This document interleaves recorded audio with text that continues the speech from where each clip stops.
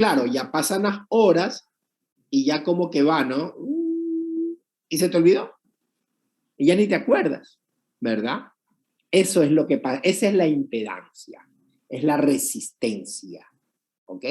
Y como dijo Ángelo, perfecto, te enmascara, ese es otro término que ya comenzamos a incluir en el oído, enmascara la otra intensidad que tenga el sonido porque no lo vas a poder captar, porque tiene preferencia en los sonidos altos, ¿verdad? Perfecto. Sigamos, Ángelo. Ya, a ver, bueno, ya.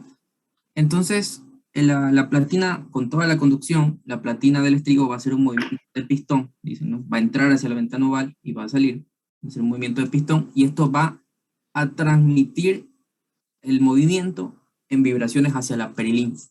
Perfecto. Ya vamos a las estructuras del oído interno. Siguiente. Vemos un esquema de lo que son, esto vendría a ser el caracol, ¿no? Solo que en vez de estar enrollado, está estirado. Claro. Ya, entonces aquí tenemos al estribo, al hueso, que este va a hacer un movimiento, como dije, de pistón, va a entrar y salir. Así es, la platina. Ajá. Tiene las dos cruras y se mueve. Perfecto. Y esto va a golpear, digámoslo así, va a golpear a la perilinfa. Esto azul es perilinfa. Exacto. Perilinfa va a transmitir, va a llegar al dicotrema, que es o sea, la parte final del caracol, y se va a continuar con lo que es la ventana redonda, que aquí está la membrana timpánica secundaria. ¿Esto por qué ocurre? Es para que tampoco no tengamos el sonido en bucle, pues, ¿no? Es una forma de fugar el sonido. Por eso existe esta membrana. Ya.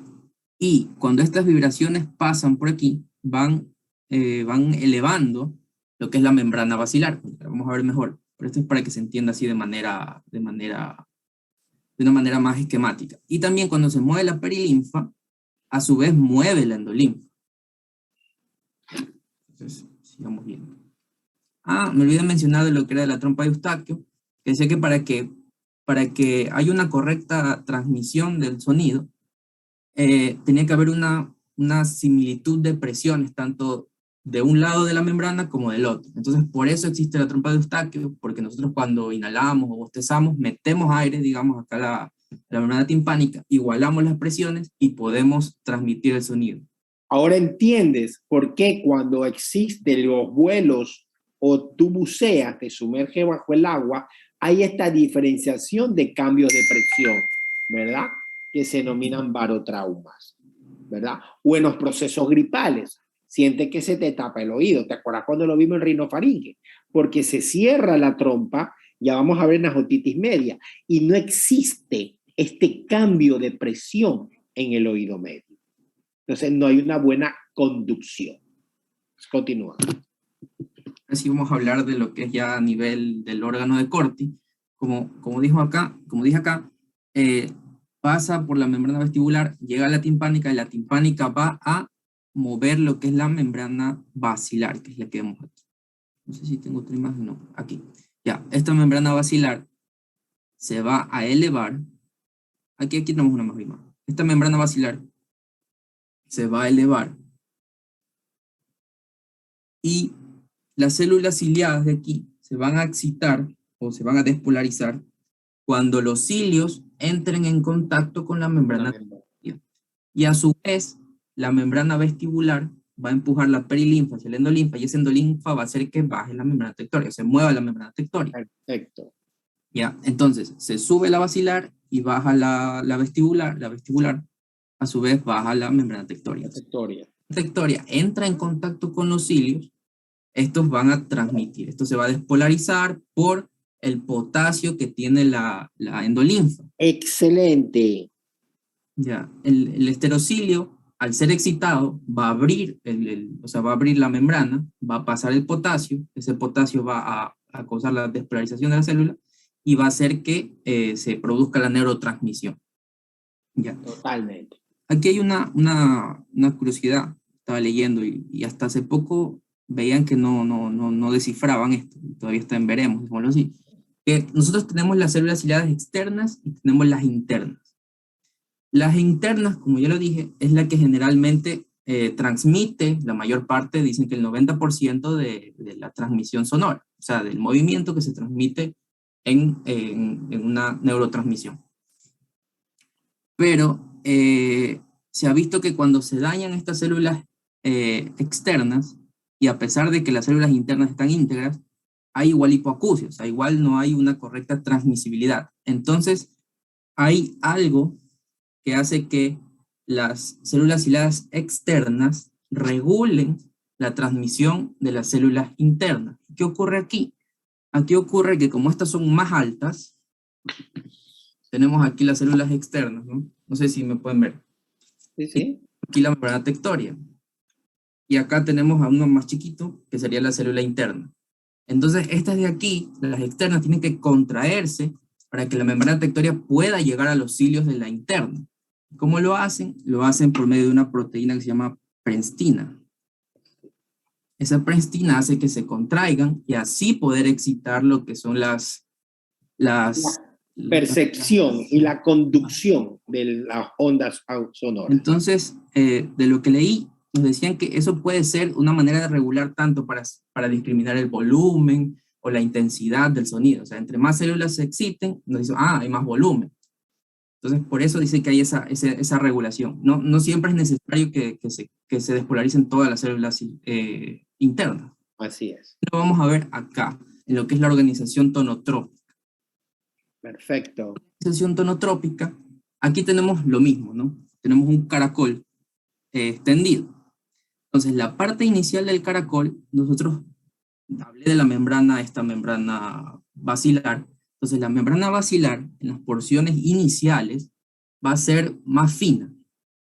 Entonces, las ondas de alta frecuencia, que van a ser, digamos, van a tener menos energía, o sea, son capaces de levantar la membrana más débil. Entonces, por eso, al inicio, va a tener un tropismo, o sea, una predilección por los tonos altos, por las altas frecuencias, por los sonidos agudos. Y a medida que se va profundizando en lo que es el conducto coclear, o sea, al final, van a llegar los sonidos graves. ¿Por qué? Porque los sonidos graves tienen mayor energía y pueden elevar de una mejor manera la membrana basilar. Y en el medio, pues obvio, están los tonos medios. Entonces, de esa forma, nuestro cerebro tiene la localización de cada célula y dice, tenemos un tono grave o un tono agudo. Entonces, por eso existe esa organización tonotrópica en lo que es la cóclea, el conducto coclear. Bueno, ¿y qué más? La vía auditiva. Aquí viene lo más hermoso, por favor. Ahora sí. Quiero que los que no han visto la película Creed 2, no sé, aquí viene la memoria, ¿ok? De si que han visto esa película, van a entender ahora qué es lo que pasa en esa película. ¿Ok? Vamos, Ángelo, vamos a ver cómo nos va aquí. La auditiva va a nacer en lo que es el órgano de corte. O sea, la transmisión. Un ratito. Quiero hacer aquí, deja de compartir, porque siempre hay que esquematizarlo. A ver, la vía auditiva, ustedes tienen, cuando existen, me adelanto un poquito, cuando existen pérdidas auditivas, ¿verdad? En los pacientes adultos o en cierta edad, tenemos un estudio que es audiometría. Eso es diferente porque la audiometría nos determina la capacidad de audición y dónde está la deficiencia. Ya vamos a entender cuando veamos audiometría. Pero existe un estudio para determinar si realmente el paciente o el niño realmente escucha. Eso se llama potenciales auditivos evocados o VERA. ¿En qué consiste este estudio? Este estudio consiste, realmente se hacen niños, se ponen unos electrodos, su cabecita, y unos audífonos. Y es una máquina que genera un sonido, un clic. Y mediante esa emisión del sonido y esta percepción de acá, de estos electrodos, se grafica como un electrocardiograma, ¿verdad? Grafica la vía auditiva. Entonces, nosotros en este momento cogemos un carro y nos vamos a Salinas. Primero tenemos que pasar por Chongón, después tenemos que pasar por Cerecita, después tenemos que pasar por Progreso, después tenemos que pasar por Pikachu, después tenemos que pasar por Santa Elena, después tenemos que pasar por La Libertad y llegar a Salinas. Entonces, este es el carretero y cada estaciones que yo acabo de mencionar son los núcleos o las estaciones de esta gran vía auditiva o este gran carretero. De acuerdo a dónde esté el deterioro o a donde esté la lesión o la obstrucción, no podemos llegar a Salinas, nos quedaremos en Progreso, nos quedamos en Cerecita, ¿verdad? Perfecto.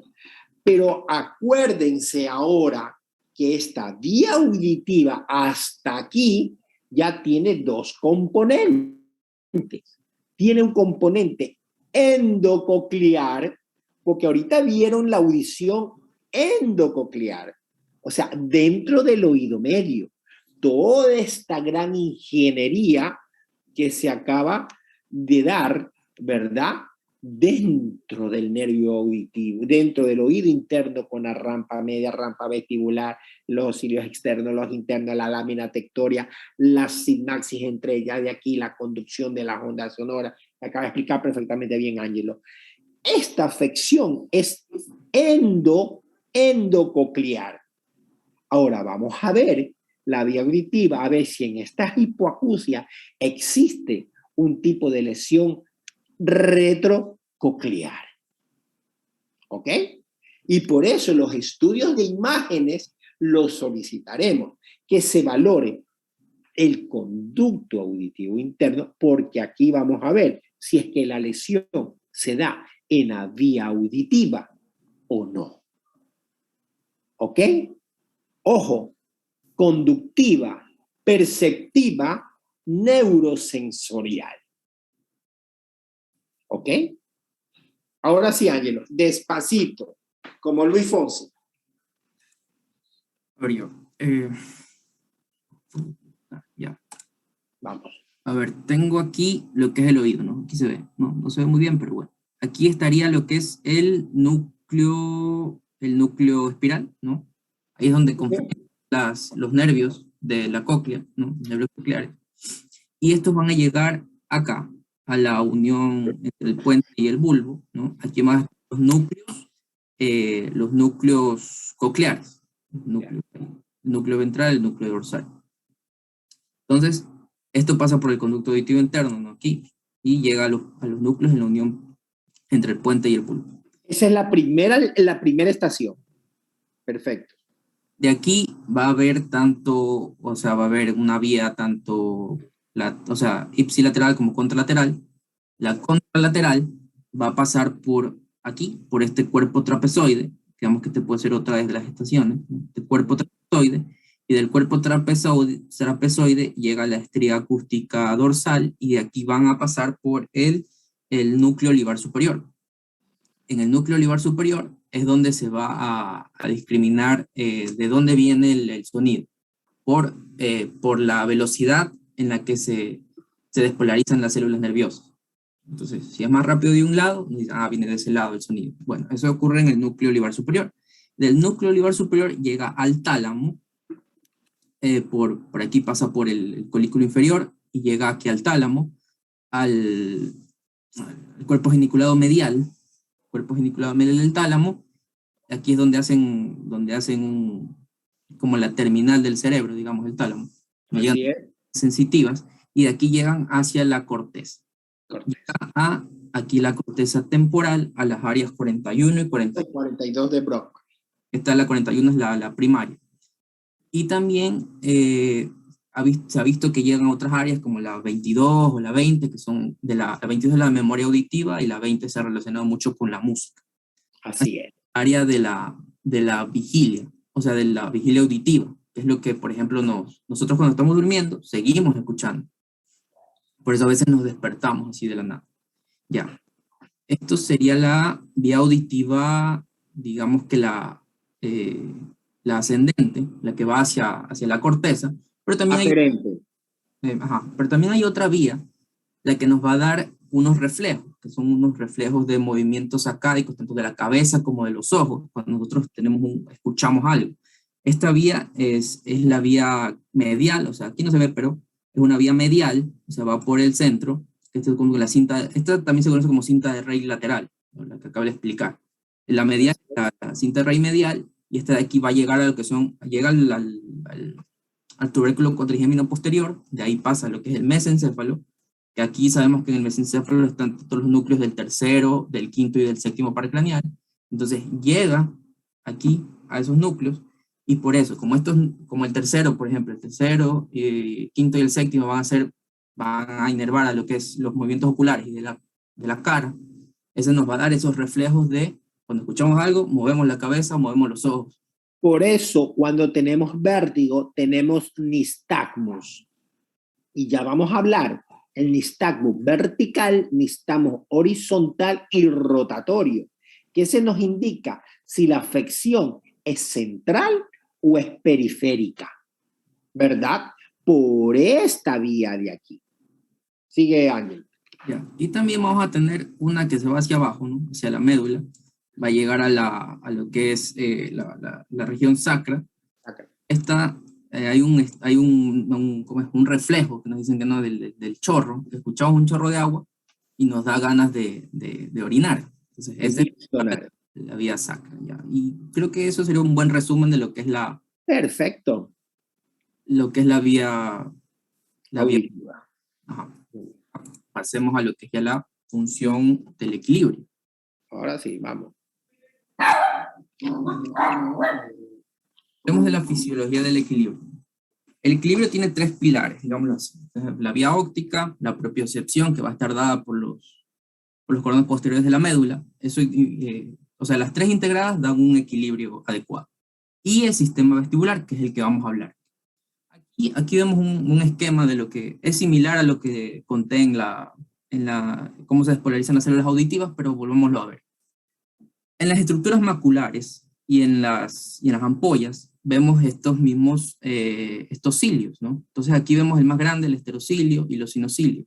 Entonces cuando los otolitos van en sentido este aquí, el más grande, del sinocilio, esto se va a abrir la membrana aquí y va a entrar el potasio del endolinfa, despolariza la célula, abre los canales de calcio y provoca la neurotransmisión. Aún no se sabe cuál es el neurotransmisor exactamente, pero se sospecha del glutamato, me parece que dijeron. Bueno, y así es como se despolariza esta célula y provoca lo que es el impulso nervioso. Vamos ahora a ver las funciones del utrículo y del saco. Nos acordamos que estos están dentro del vestíbulo y aquí vamos a encontrar las estructuras maculares, o sea, la mácula, donde están los otolitos y esto. Estos nos dan la información de aceleración y desaceleración. El utrículo va a ser horizontal, es decir, de adelante hacia atrás, como cuando vamos en un tren, en un carro. Un vehículo. Vamos. ¿Qué pasó, Ángelo? ¿Te frizaste? Se frizó, Ángelo. Y ahora sí. Ahora sí, te frizaste, Ángelo. Te pareciste a Yuri Bisaida, vamos. A ver ya. Entonces esta es la aceleración y desaceleración. Aquí lo podemos ver en un video. Vamos. Tiene sonido, perdón. Entonces cuando nos vamos hacia adelante, aquí este hombre se está yendo hacia adelante, se desplazan hacia un lado despolarizando la célula. Cuando vamos para atrás, se van hacia otro lado y unas se despolarizarán y otras se inhibirán. Entonces por eso nos da la sensación de que vamos para adelante y para atrás. Eso cuando tú puedes ver en un vehículo, cuando el vehículo frena, claro que es tanta la repulsión física, pero tú te haces para atrás, ¿verdad?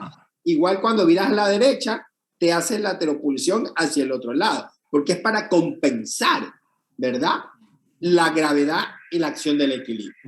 Y es por eso que cuando nosotros ya alcanzamos una velocidad constante, ya esto se estabiliza y nos da la sensación de que no nos estamos moviendo, ya vamos tranquilos en un carro. Cuando ya alcanza una velocidad, estamos tranquilos. Muy bien. El sáculo va a estar esta mácula, como vemos aquí en la imagen, va a estar de manera que los otolitos se van a mover para arriba y para abajo, como lo podemos ver en el video. Este hombre está saltando, o sea, va a saltar, y se va para arriba, y vemos cómo los otolitos caen. O como cuando vamos a un ascensor, por ejemplo. Exacto, sentimos que nos vamos de arriba, Ya cuando llegas a la planta baja. estamos en caída, los otolitos suben, y eso nos da la sensación de aceleración, desaceleración vertical. Perfecto. Ahora hablamos de los canales semicirculares. Esto es un poco más complejo. No tanto para ti, va a ser más complejo para el que hable de vértigo. Vamos. Bueno, entonces aquí decimos que los canales tenían las ampollas, y en las ampollas tenemos esta estructura, recordémosla ahí rápidamente. Entonces esto es endolinfa. Entonces, ¿cómo se mueve la endolinfa? Eso va a desplazar esta cápsula, que es la cresta. Entonces, de acuerdo a cómo se mueva, va a despolarizar a las células ciliadas. Entonces, como vemos aquí, el paciente mueve la cabeza para un lado, la endolinfa se va a ir hacia un lado y va a excitar o inhibir a esta cresta de aquí. Ya, entonces, cuando nosotros movemos todo el cuerpo, los canales semicirculares van a tener una función. El anterior nos va a dar la percepción de rotación lateral. O sea, cuando hacemos una media luna, por ejemplo, una media luna, ahí nos da, aquí nos está diciendo, es el superior. El posterior nos va a dar una rotación de atrás hacia adelante, como cuando hacemos un trampolín, por ejemplo. Y el lateral nos va a dar una información de rotación, como vemos aquí el avioncito, en el mismo eje. Cuando las bailarinas de ballet, por ejemplo, que rotan en su propio eje. Y vamos a ver un video también donde vamos a ver en cambio qué ocurre cuando rotamos solamente la cabeza.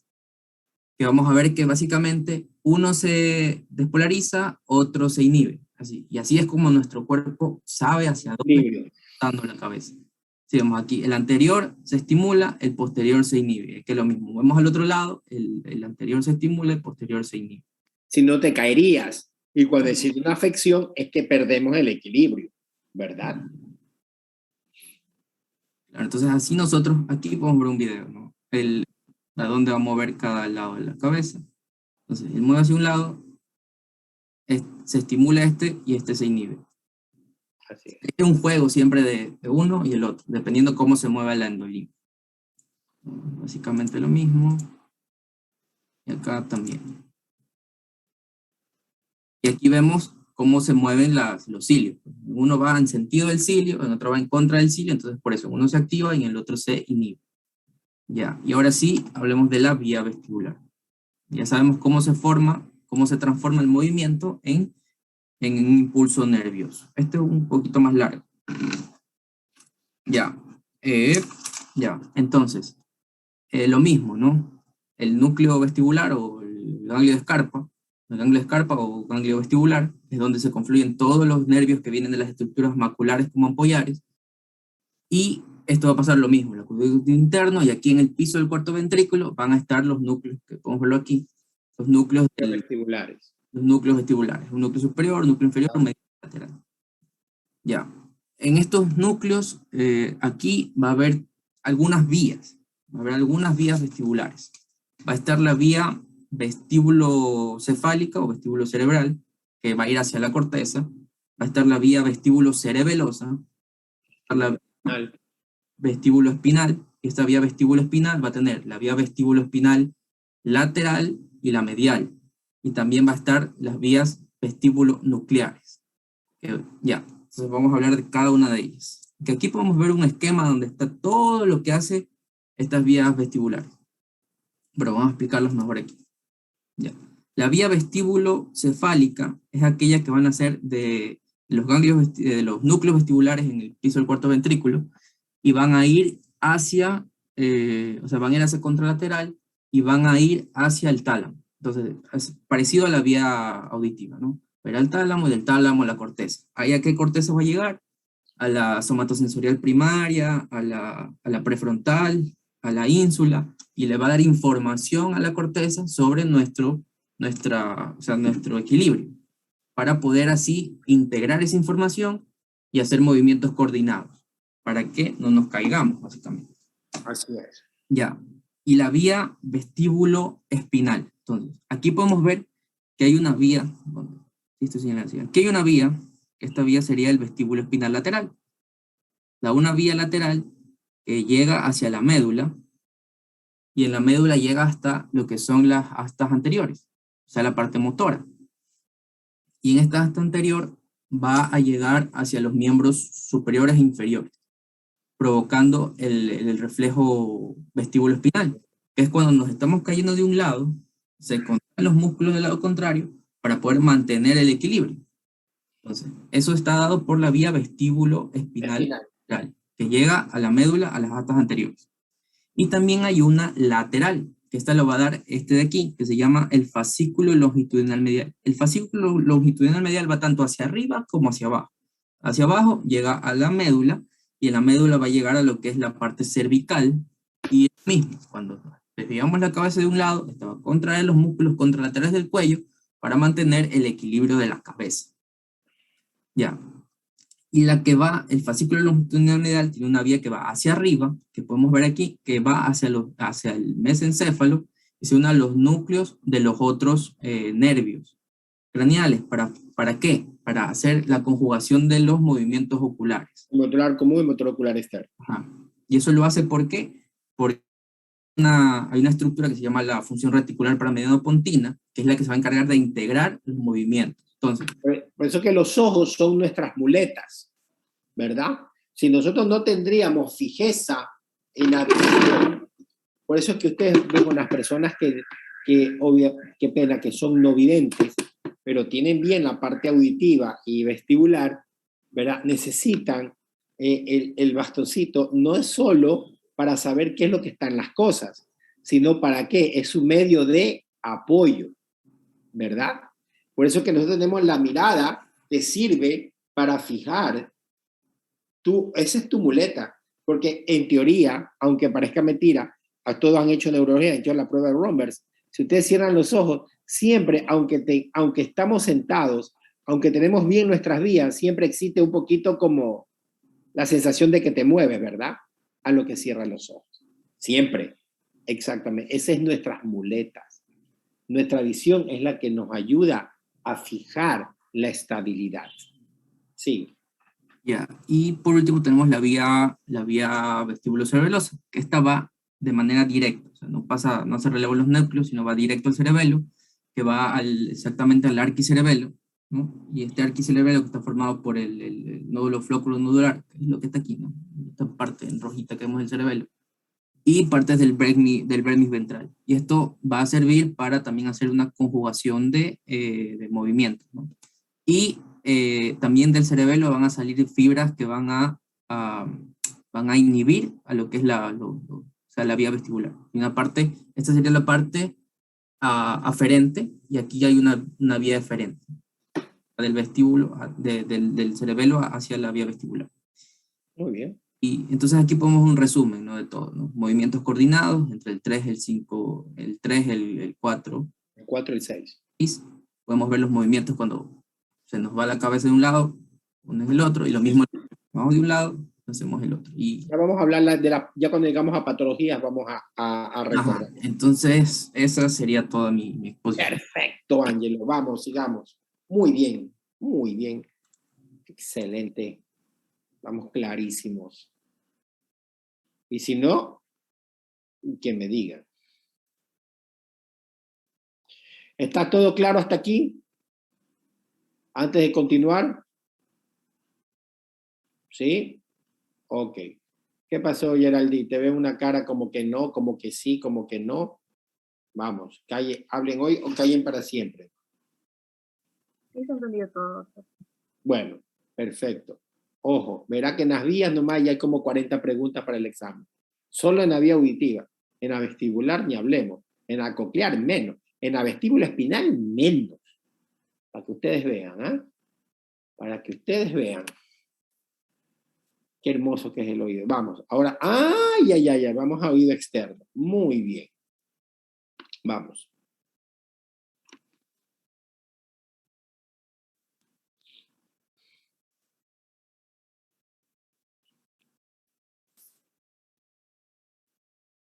¿Qué pasó? ¿Por qué deja de compartir?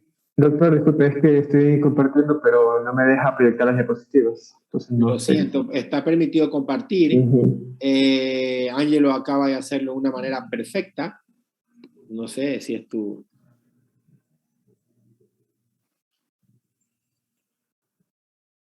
No me deja proseguir.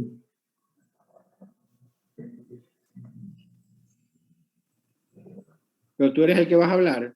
Sí, doctor. Pero ¿por qué no lo pongas modo proyección? Mira si puedes pasar cada diapo.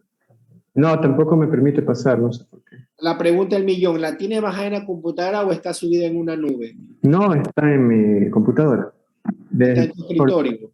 Sí, Qué raro. ya vuelvo a abrir la presentación. Disculpe. ¿No? Bueno, dentro del oído externo vamos a ver ciertas patologías que ya dan trastorno de audición de tipo conductiva. Vamos a ver las patologías que son netamente del pabellón auricular, traumáticas, inflamatorias e infecciosas.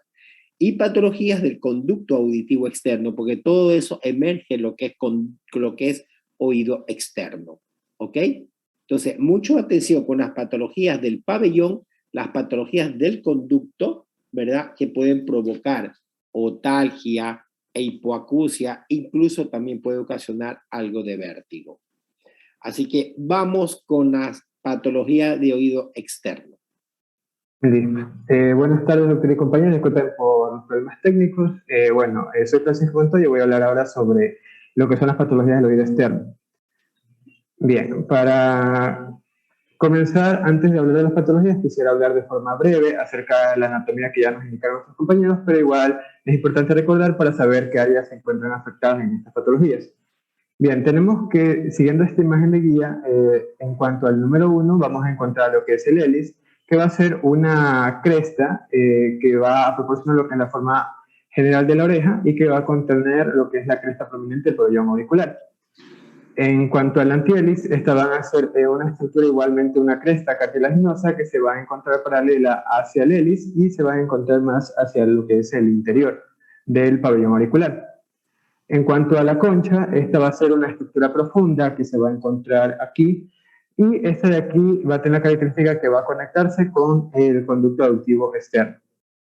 En cuanto a lo que es el lóbulo, esta va a ser una estructura inferior del pabellón auricular y que va a tener característica de que es un tejido fibroso adiposo, además de que va a estar ricamente vascularizado.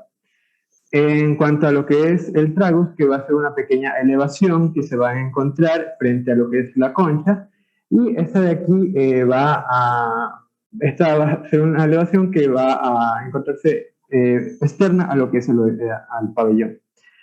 Bueno, a continuación, lo que es el número 6, vamos a tener a lo que es el pilar del hélice, que va a ser una prominencia cartilaginosa que se va a dirigir desde el hélice hacia atrás, y esta va a ser una separación entre las ya mencionadas, el hélice y el antihélice, así como una limitación para lo que es la concha. Bien, tenemos también a lo que son las fosas, la fosa triangular que va a estar conformada por las líneas ascendentes y descendentes en cuanto a la porción helicoidal, así como las fosas escafoides que se van a encontrar entre el hélice y el antihélice, que vamos a tener aquí. Y por último, lo que es la parte postauricular, que va a ser prácticamente es toda la parte posterior al pabellón auricular. Bien. Hablando ahora sobre las patologías, vamos a mencionar lo que es la pericondritis, que esta se la define como una infección bacteriana subaguda que va a afectar el pabellón auricular. Esto va a presentarse como una secreción de tipo seroso o seroso purulento que se va a encontrar en el subpericondrio, es decir, que se va a encontrar entre el espacio entre el pericondrio y el cartílago. Este mecanismo que acabo de mencionar es muy importante, ya que lo que va a producir es la descomunicación entre la irrigación normal que se produce en el pabellón auricular, provocando así que no se dé la adecuada irrigación, y con la evolución en cuanto a la enfermedad, lo que va a provocar es la necrosis del pabellón. Asimismo, puede llegar a evolucionar provocando la aparición de la oreja retraída u oreja fibrosa. Ya, entre los patógenos que vamos a encontrar que van a producir lo que es la pericondritis, principalmente vamos a encontrar las pseudomonas aeruginosa. Estas de aquí se van a producir o van a estar presentes en los casos más que todo en los adultos, mientras que en el Staphylococcus aureus va a ser el patógeno predisponente en las patologías en niños, principalmente en infecciones provocadas como en el pecho. En menor proporción, este otro patógeno que puede producir pericondritis va a ser los proteos. Ya, entre las causas que se menciona que puede llegar a producir pericondritis tenemos a las infecciones bacterianas, y en estas de aquí se menciona principalmente a las que son producidas cuando se sumerge lo que es el pabellón auricular en agua contaminada. También se menciona las que son producidas por traumatismos contusos, y estos traumatismos contusos van a dar como resultado los otohematomas, que voy a hablar más adelante. También se producen lo que son enfermedades inflamatorias, como es en el caso de las otitis externas, que también se van a hablar más adelante. También por procesos quirúrgicos y por la acción de las autoplastías, así como la presentación o la presencia de cuerpos extraños y quemaduras. También hay una cierta relación en enfermedades predisponentes como la diabetes o por el mal estado nutricional. Bien, en cuanto a lo que es el cuadro clínico, tenemos que generalmente los pacientes van a cursar con una tumefacción roja. Esta va a ser difusa y muy dolorosa a lo que es la palpación.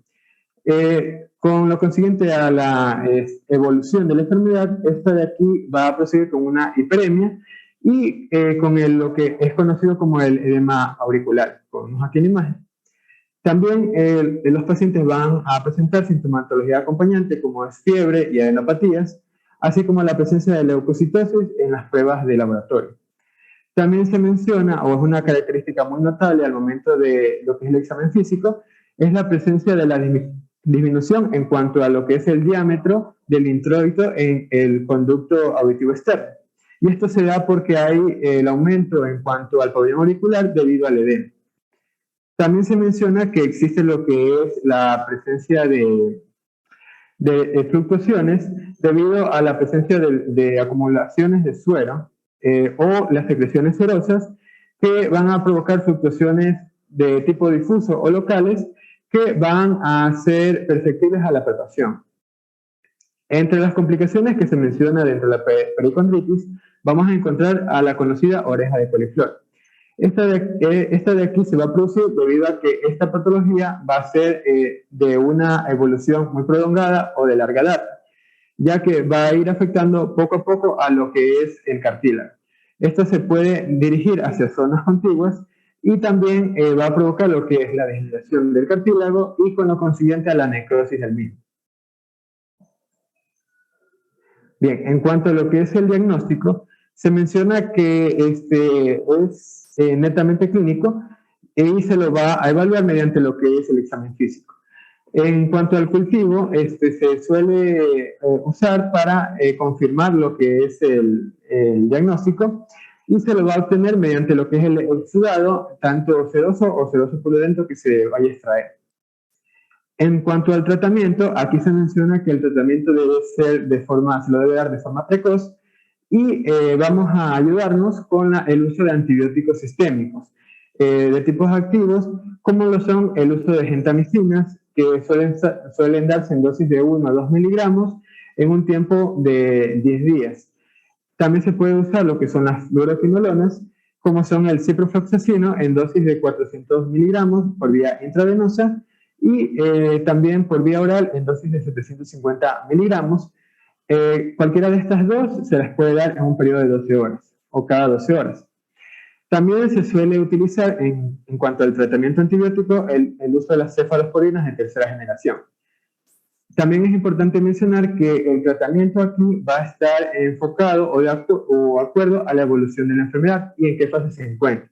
Es así que si se encuentra en zonas necróticas debido a que no se ha realizado la atención de forma oportuna, entonces el tratamiento quirúrgico va a ser la remoción de estas áreas necrosadas. En el caso de que existan zonas fluctuantes, lo que se tiene que hacer es principalmente la realización de una incisión y la colocación de drenes hasta que se pueda o hasta que haya cesado lo que es las secreciones purulentas. En el caso de que existan pericondritis difusas, se va a emplear aquí principalmente lo que es la instilación del ácido acético del 1 al 2% por medio de una cánula fenestrada. Esta cánula fenestrada es de polietileno y se la va a aplicar en la piel por debajo del pabellón auricular. Bien, ahora mencionando a las lesiones traumáticas. Espérate un ratito, vamos a tener que contextualizar aquí, porque esto no es así tan fácil. A ver, deja de compartir.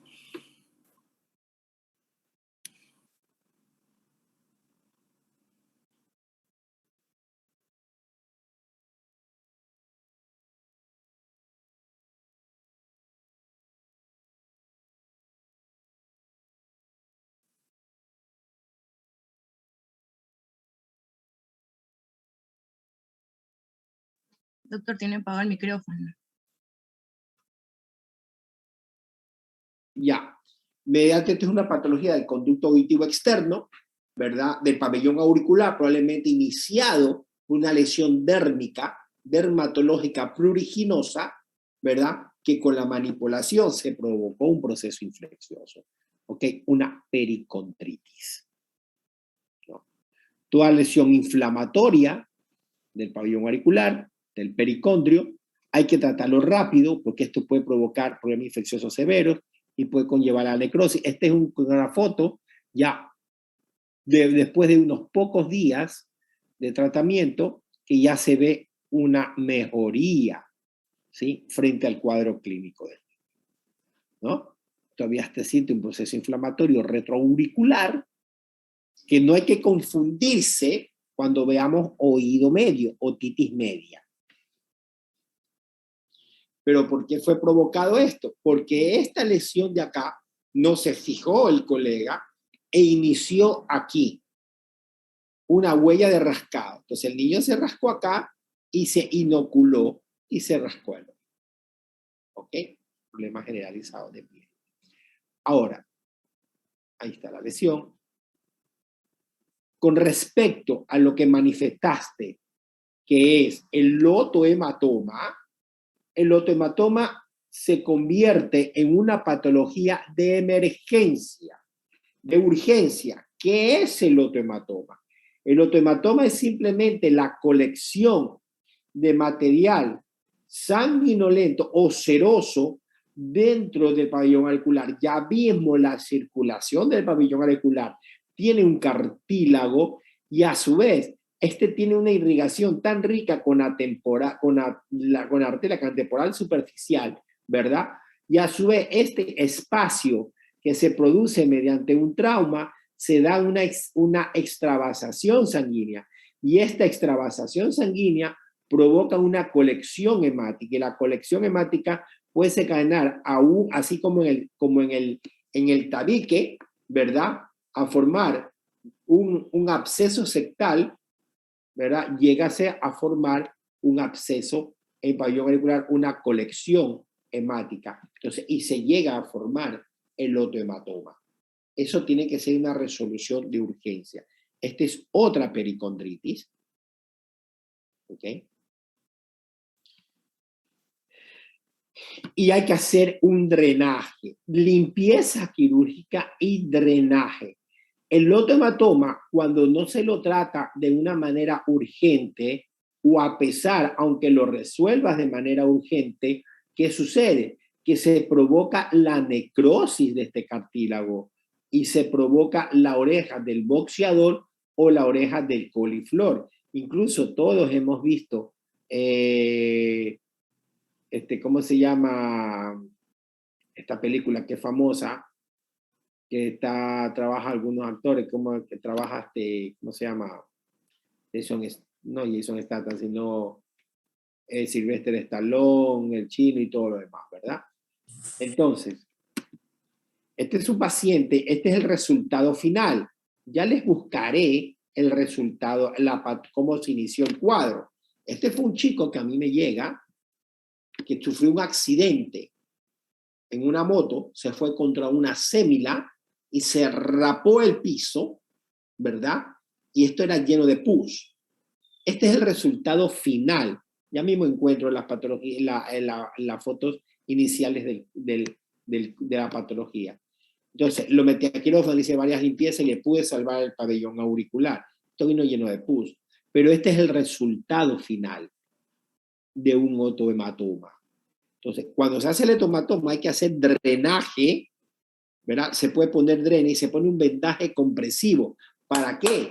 Así mismo como el absceso septal, que se una la piel, el pericondrio con el cartílago para evitar que esto se vuelva a llenar. No estoy de acuerdo, como siempre, como les he dicho, con la gentamicina. La gente es ototóxica. La cipro, de acuerdo a la edad del paciente, y obviamente tienen siempre un absceso, un problema infeccioso de tejidos blandos, tienen que pensar en anaerobios, ¿ok? Cefalosporina más clinda o metronidazol. Este es el resultado final. Esta es una oreja de coliflor.